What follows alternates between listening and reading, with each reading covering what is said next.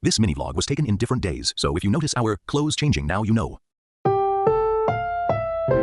Ang susunod na programa ay Rated G. Ito ay pwede sa lahat ng manonood.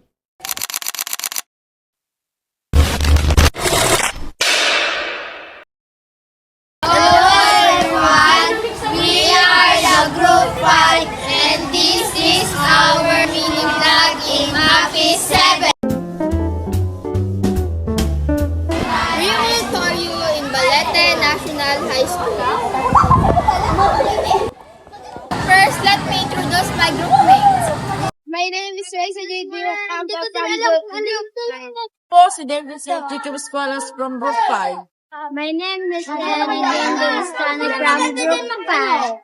My name is Mirasa Al-Magtatay from Group 5. My name is Kate Lexian Kalngasan and I'm the leader of Group 5.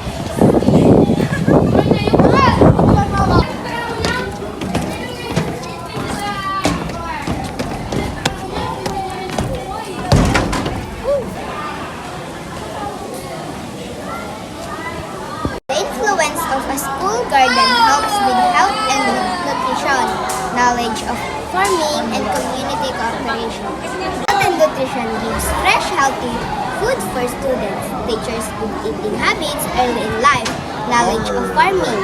Teachers how plants grow from seeds. Shows basic science and care for nature. Community cooperation brings students, teachers, and parents together, builds teamwork through shared work in the garden. Estacio Pangamere has a major influence on the culture, environment, and character of students in Catholic schools in the